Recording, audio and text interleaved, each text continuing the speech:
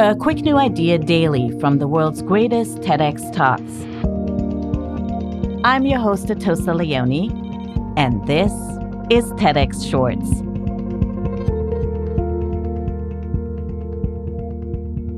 Over 400 years since his death, and Shakespeare is still a huge part of our culture. So why is there still doubt among many that Shakespeare's work can be relevant to our 21st century lives?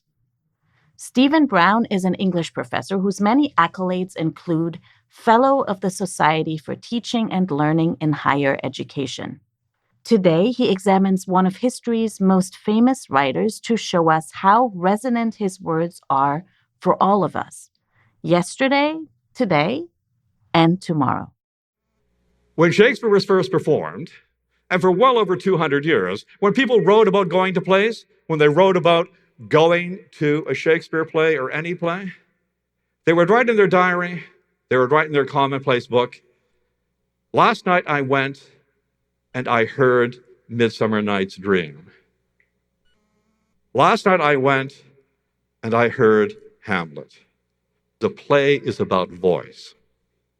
And no one understood that more than Shakespeare did. We are there because it consoles us to hear a human voice. Because we want a voice to make the sounds of joy and sorrow for us. Because what matters in life is what we apprehend, what we seize, what seizes us. Those things that make us terrified, and those things that make us joyful. And theater brings us those. And Shakespeare no more so. So it's curious, not tragic, just curious, that when students come to me in university, majority of them say, "Oh, Shakespeare, I don't know. So it was so hard in high school." Some of them will say, "Oh, I loved it. Right? I will say, "What did you love about it?" "Oh, the movies. There's such great Shakespeare movies." And I have to say, well, no. Shakespeare is not about watching a movie, right? There has to be a person there, a person who is enduring the story for us, so that in witnessing it, we can be grasped and grasp in turn the emotions that are being experienced. Don't be afraid of Shakespeare, right? But most of them probably also use the no fear Shakespeare cribs, right? That translate Shakespeare into English, as if it wasn't English to begin with, right? When we shouldn't have feared him to begin with. Right?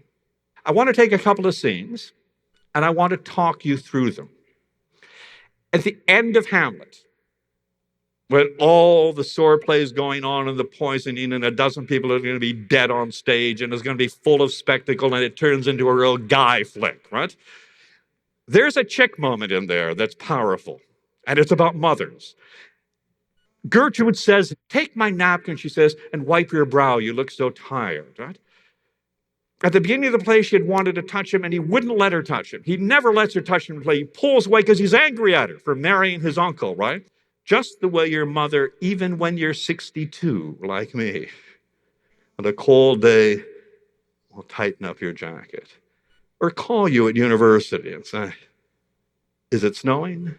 Wear your mittens," right? When we don't listen in life, we miss the small things. In literature, listening is crucial to getting those things too. That's why Shakespeare matters. Not because we should read him, but because we should be listening to him.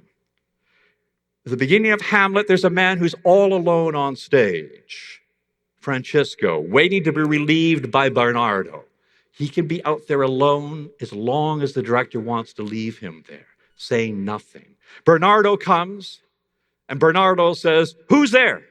Because it's dark. And Francisco says, "Nay, tell me, unfold yourself," he says.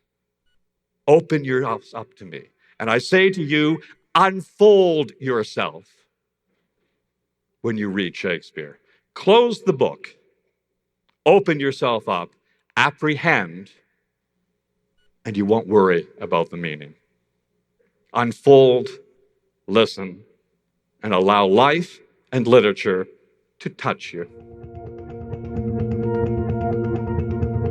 The TEDx talk you just listened to was recorded at a TEDx event in Oshawa, Ontario. All TEDx events are independently organized by volunteers who believe in TED's mission of ideas worth spreading.